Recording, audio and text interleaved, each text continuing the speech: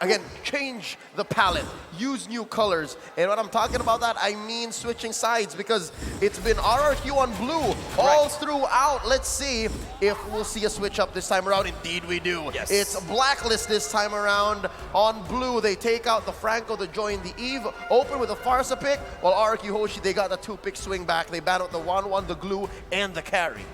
First off, from Blacklist, it's going to be that Pharsa. There's so much roam potential, decent amount of crowd control, and of course that long range that Blacklist has been completely abusing. So right now for RRQ, now that there's a very juicy target there, will they try and risk going for an assassin again? Because we've seen that there is a possibility that they like to explore. They've been able to just jump on Haji again and again, but of course that depends on how many dive tools they can secure in this pick phase. Oh, there we go. It's going to be Yuzhong and the Kaja locking for the side of RRQ. I feel like an assassin can still go very well against Blacklist this draft, but it all depends on this current pick phase, right? Yes, you got the Pharsa going in. I'm thinking from the Hayabusa, but Edward is going for his signature Benedetta, and there's an Estes, and now the assassin just doesn't look very juicy anymore, right, Leo? Yep, I believe in the whole series is the first time since RRQ has switched sides, the Benedetta has come through. And this has happened in M4, I believe, already, specifically in Blacklist series, that they get these 3 first picks in this order. Almost exactly the same. All right? The Pharsa, the Benedetta, and the Estes. And here's a few words from Coach Arcadia of RRQ Hoshi. We still have a lot to show you. RRQ Hoshi has many strategies related to tanks. Just wait. So this is what I was talking about. He shared this is One Esports. Yes. This is what I was talking about. Exactly. I feel like if this is a time or this is a game to pull out tank jungler, you pull it out now. I think Wise has gone unpunished with the Fredrin pick all along, and you best be sure if RRQ doesn't ban away the Fredrin, Wise will pick it up again. Lunox actually is the pick for RRQ right now.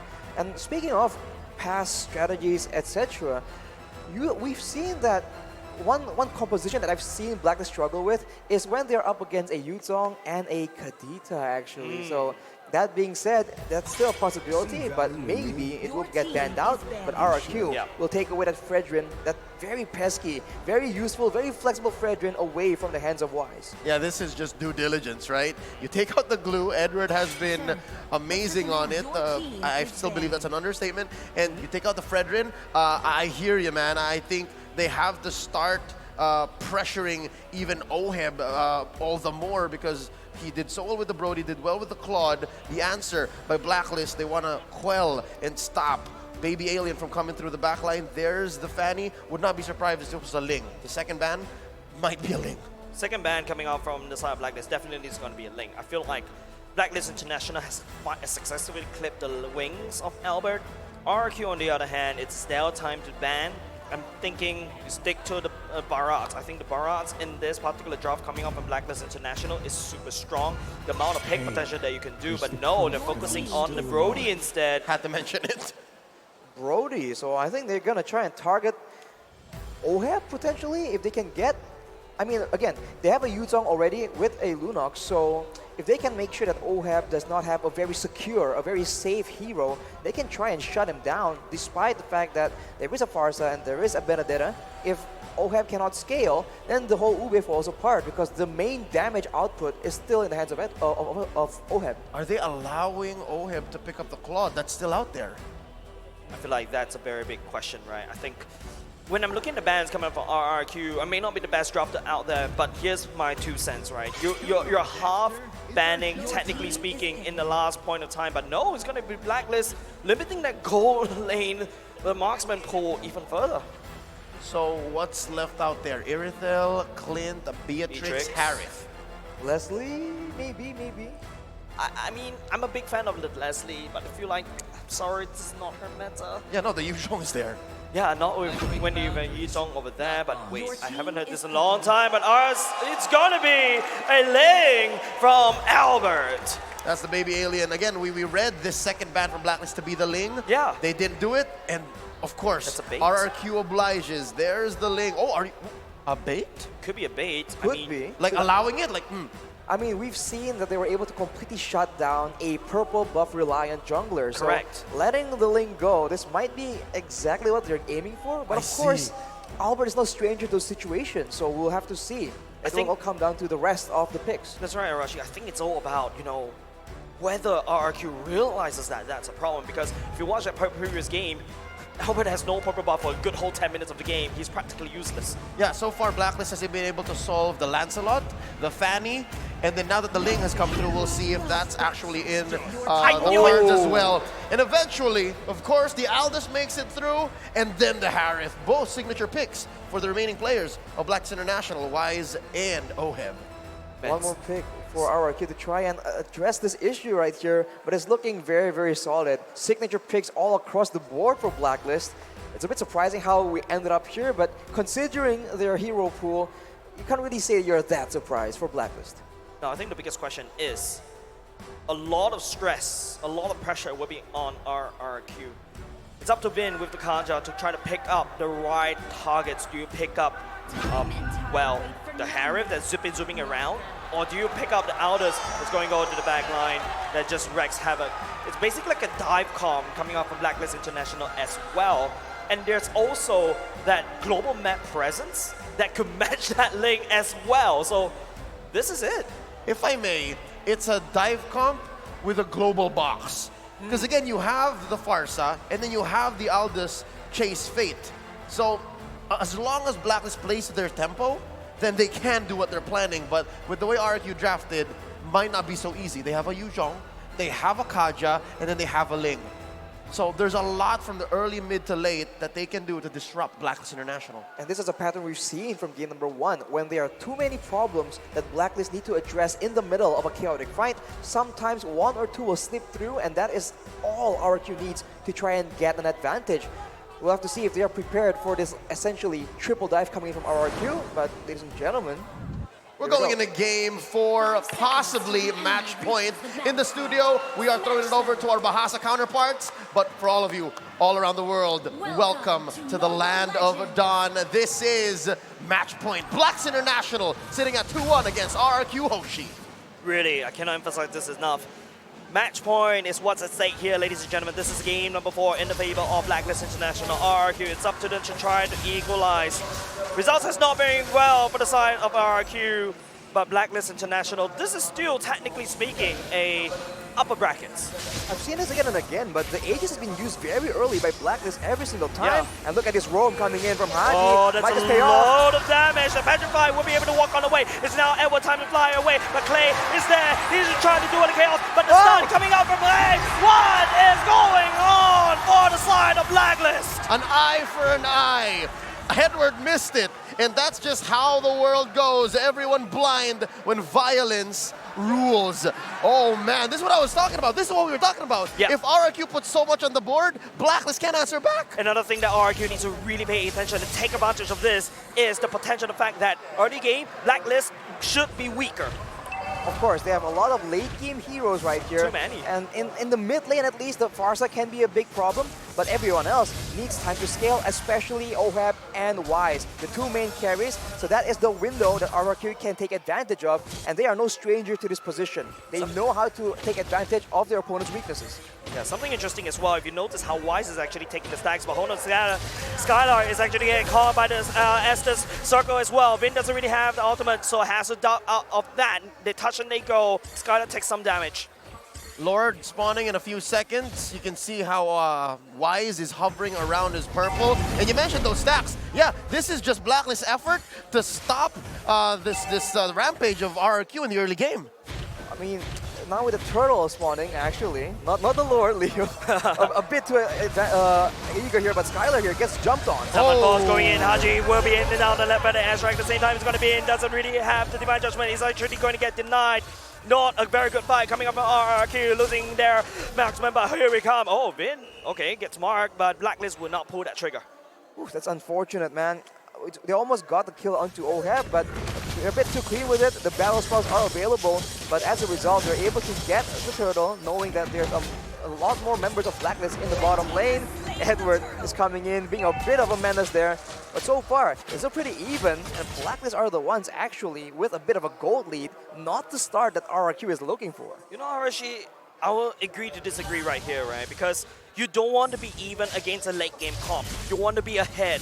right now, RRQ is just barely scratching the surface in terms of the gold lead of Blacklist. But let's take a look at the items, Leo. Well, I mean, you can see that the Farsa is building towards the Clock of Destiny. Later on, that will be a big problem. The earlier like Haji gets it, the more it's going to be a problem. But for now, you can see Albert just happy feet, dancing around. Happy feet. But there's just, without a real solid engage, so far no real movements happening just yet. Vin, though, is the one person that can change that. You know what surprises me is the fact that top lane has become mum. After that action-packed 30 seconds, Edward and R7 were like, yeah, no, we're not doing it. But bottom, though, Zaman forced out.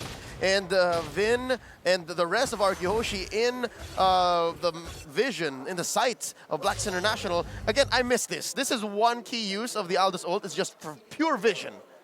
Just ulting it for vision, that is definitely a creative use of the ultimate.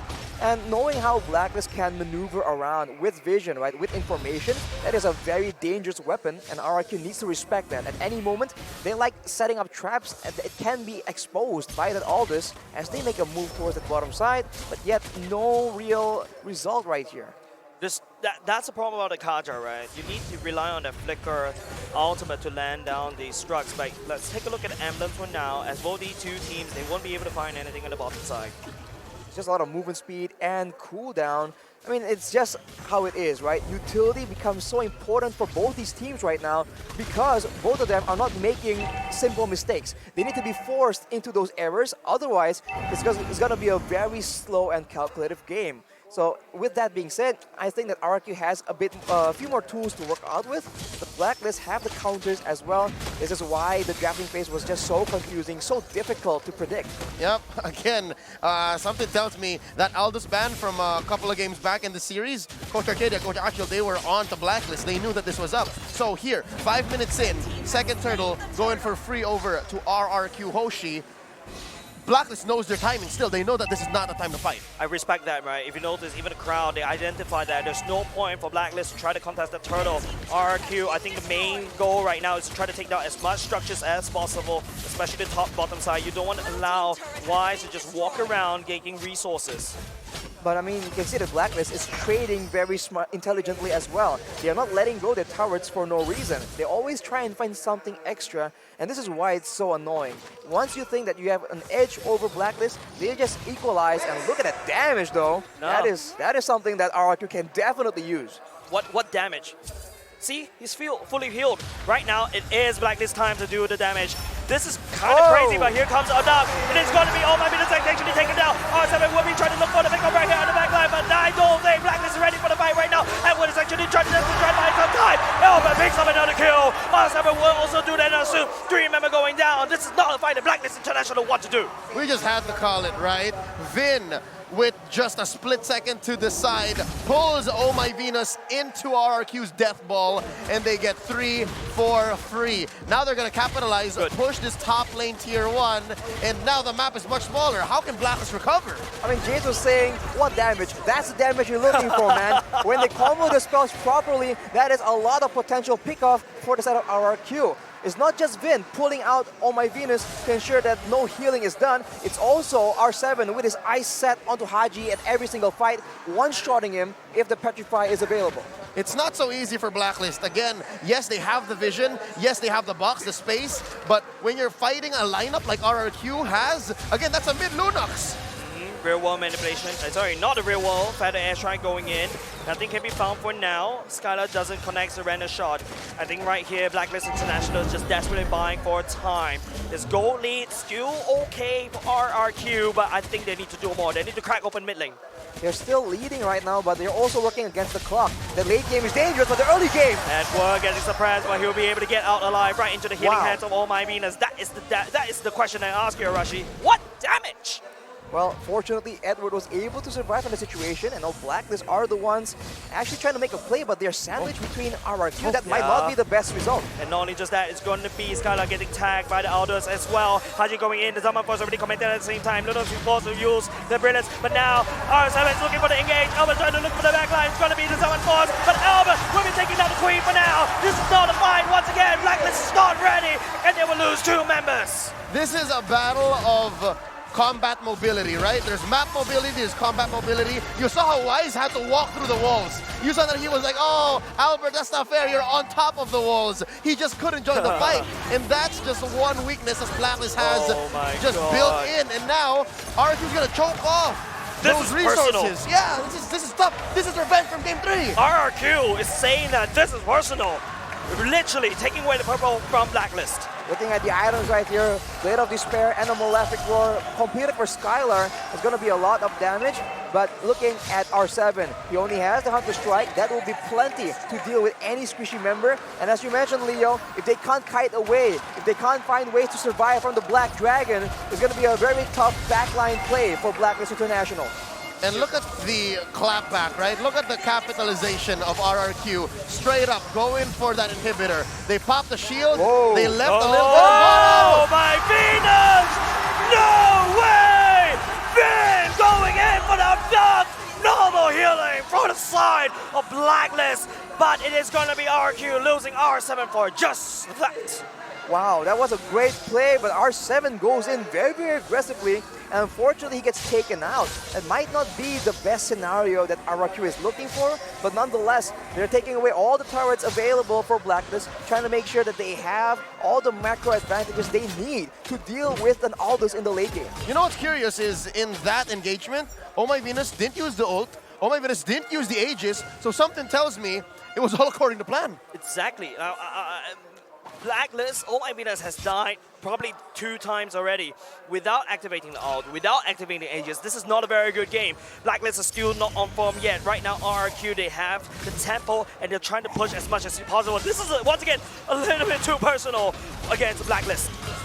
They want to make sure that they get all the buffs available denied from the side of Blacklist International. But Haji secures it. Haji secures but that. yet Haji is able to secure it. This is why it's just so irritating. But now, knowing now that R7 has the Petrify available, this is going to be a very dangerous fight for Blacklist to try and commit to if they want to try and contest this Lord. Yep, it's already spawned, and there's 4 men here. R7 in the wings. Clay just making sure that they make quick work of it. And just like that, Blacklist on the back foot. Wise securing what little resources he can. Run, Wise! Oh! That's all of RQ on you! Vin, the conceal play going in the slow, and here comes the dog. Wise will be the victim of RRQ's feisty pickoff. That is the potential, man. When you have the map control, you can ensure that even though Wise is near his turret, it does not even matter. Everyone else needs to deal with the other lanes, and that is how you can break up this team fight-centric composition from Blacklist International. That Take damage. a look at the items right here. Clock of Destiny and Lightning Truncheon done for both the Lunox and the Pharsa, but on the other hand, Demon Hunter Sword built by Skylar to ensure that in those long, prolonged team fights, the DPS will still be readily available. Worst case scenario, Blacklist International loses inhibitor or 2. Best case scenario, they find a way to defend inside their base. But at 11 minutes, with almost 7k ahead, RRQ Hoshi, it's looking like it's worse for wear now. They can't fight, not like this. Better strike going in at the same time. The Renaissance will be able to call it on top of Haji, but the top side is already getting broken for now. Being tried up down. It is once again the Queen, but we will not be able to survive any longer. It's going to be Wise trying to chase out, trying to build, but the Lord is actually forgotten by the side of Blacklist. RQ, they take the Queen and the top side. 2 for 1. And throughout all this, they take down Skylar, and Oheb is sitting at 0, 0, and 4. Albert choking away at Wise's resources. Arashi, at what point can we say that Blacklist can clap back and Blacklist find a way in? Because so far, RQ, I think they're willing to make these trades for permanent objectives. I mean, RRQ, they have lost like 5k gold lead, but no, Haji's getting jumped on. Oh no, that is big problem for the side of Blacklist. It's going to be all trying to desperately try to shut down the dreams of RQ, but he will lose his life as well. It's just 3. It's a scrappy fight. This is a reckless trading being done by RRQ, and it's not good. Whenever teams start trading kills back and forth, the team with the late game composition usually comes out on top. With a Harith, with an Aldous in their squad, it's going to be a bit dangerous for RRQ to keep doing this. They have to play calculated and ensure that Blacklist gets locked into their own base, because otherwise it's going to be very difficult. Man, look at this. Wise is just like getting free stacks. Yeah. Just serving up to him like on a silver platter. Like a buffet. Like a buffet. Like a buffet. He's building a hybrid. This is the El Clasico Aldous Blacklist build. You have the Brute Force, you have the Thunderbelt. One Malefic Roar just for sure, just for safety. And then he's building an Athena's Shield. For RRQ Hoshi, I mean, again, they've grown so much from the draft from game 1 to 4 so far. Yep. Coverage, check. Protection, check. Aggression, check. And now, this is a Luminous Lord.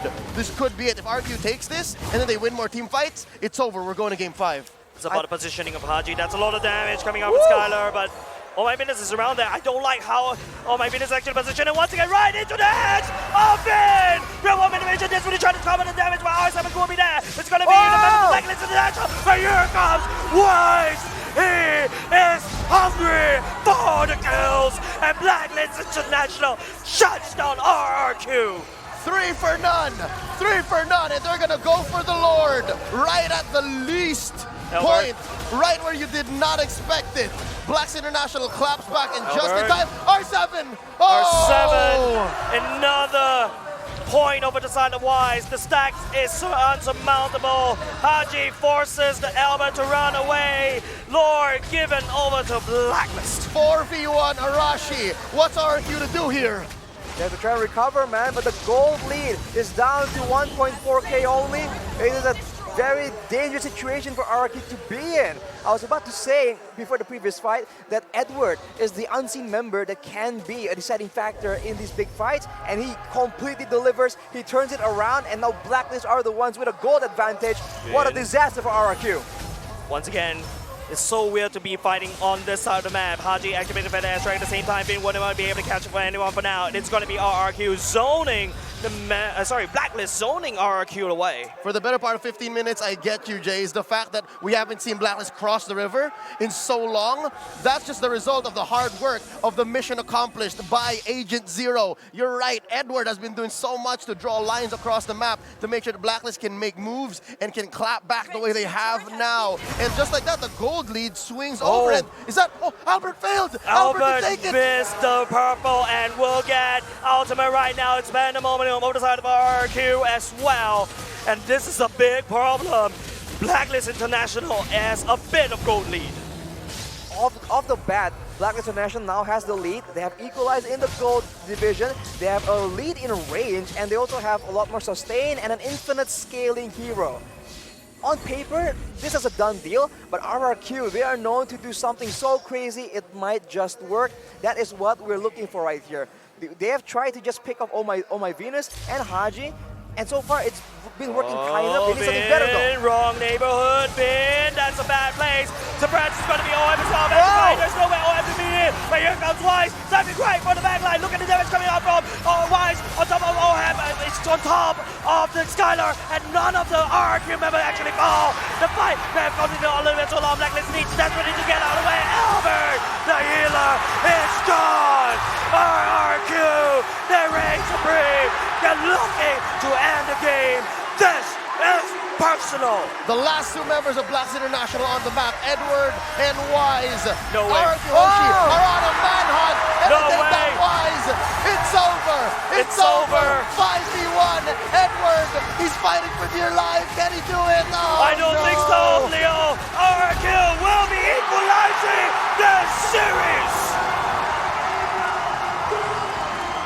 We're going to game 5, folks. We're going to game 5. The Sang Raja claps back. Not here. Not in our home turf. We're going to game 5. Looking forward to a full series between RRQ Hoshi and Blacklist International. And I was just talking that they have to try and do something different. And they go and pick off the Harriet of all people. What a performance coming in from RRQ. They are here and still in the fight.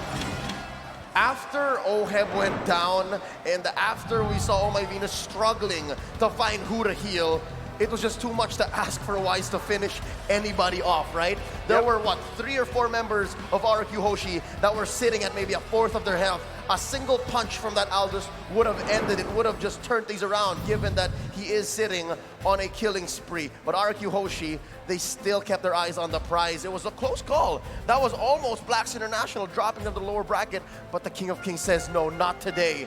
Not in front of the kingdom, not here. I feel like this particular draft was literally the Queen's Gambit, right? They baited, not say baited, they allowed the link to come out, they picked the Aldous.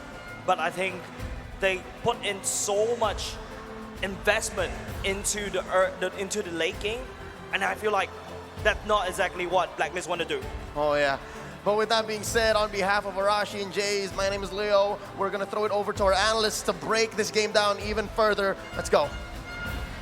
This best of 5 has quickly transitioned into a best of 1 between RQ Hoshi against Blacklist International. We have a lot to talk about in terms of the drafts, in terms of the timings, and we're gonna break it down here. My name is Ophel, Naisu, as well as Trex, where I kind of feel like we gotta talk about tempo first, we gotta talk about timing. RQ Hoshi, they started this game guns blazing. Yeah, and I mean, the major thing, Vin. I feel like he struggled a little the last game. Same thing with R7, but instead of putting him on something heavy attack, heavy set like the Kufra, it was heavy pick. And he was able to find his mark, able to pick off Venus, and when you dethrone the Queen, the kingdom rises. That's the thing, right? You know that when that Kaja's locked in here, you have a couple jobs, right? You either peel for if you have to, or you initiate. And a lot of the times it was Vin deciding to just initiate those fights, found the right target every time, like you mentioned, Trex. And when you take out that Estes from Ome Venus, this gives you a huge advantage in team fight.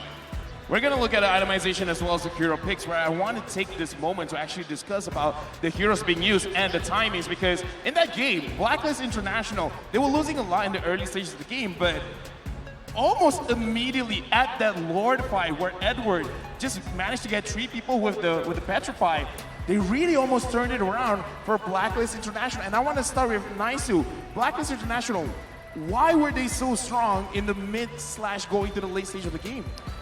One word there, and that's Aldous. Right, I mean, now Wise had to have a lot of time to build those stacks. I mean, this is something we've seen from Wise before in the past. He has to build it up, get those stacks, and then usually that's a big threat alone. But at the same time, like you mentioned, I mean, we've seen Hadji play the Pharsa quite often now, but yes, Agent Zero on that Benedetta pick, it was very threatening, and there were some good moments there, Trex.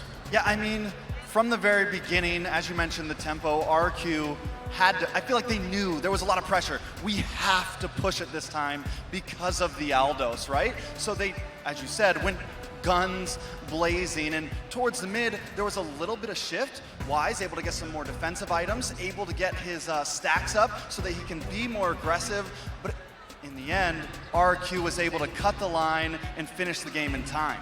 We're gonna look at the post-game stats, and I gotta say, the entire crowd was roaring because both teams were able to use the draft to the maximum because both teams managed to achieve their win condition. Albert, the Rage got here 822 gold per minute, but the carry is still Hadji. Not to mention the fact that going back to the draft, when that Lunox was picked in, we didn't actually know just yet that it was gonna go in the hands of Clay, right? It could have been into, I mean, we've seen it flex quite often, right? It could have gone to Skylar, but still, the fact that they played around that, they had the burst potential because when you have Kaja, you make that decisive action, you go for the pull, you need someone to burst them down. And this just allowed Skylar to eventually get to the point on that Beatrix where he was deadly, but also the difference here for Albert, able to have a much easier time in the jungle. He didn't have to worry about his purple buff being taken. Another important thing is Oheb didn't get to play range this time. He picks up the Herod. He has to get more upfront and personal, and this makes Hadji a bit more of a target here. A lot more weight was on Hadji's shoulders here, and he wasn't able to get the positioning that we saw him get in the past 2 matches. I like that you guys discuss about the draft because RQ Hoshi, the way that they drafted, they made sure that they were building up the success because even in the bans, banning out the Fredrin were, again, being a nuisance, but also banning out the Brody, that kind of signals that, yes, they're going for an assassin pick because Brody is generally good against assassins when it comes in, and then they just stun it out. But with this being said, we got to look at the MVP, the guy that really pushes us to go to game number 5 for RQ Hoshi. We gotta look at the MVP for this game. Gotta be. Vin, he put, I would say, the entire country of Indonesia on his back, on his shoulders, because On his again, wings. On his wings, Vin, he did the most. I mean, it's just It was a pristine performance, right? I mean, the Kaja locked in here. You knew that was going to happen from the draft right away. Decisive. That's the thing too. When you're playing the Kaja, it's not always as easy to find the right target every time. But this man did it, right? Vin started off. It really allowed RRQ just to play their game, play their tempo, like you mentioned. Yeah, and I mean, literally within the first 4 or 5 minutes, he found Venus 3 times. Has Venus at a 0-3, and this stops their whole composition from functioning when they moved into the mid game.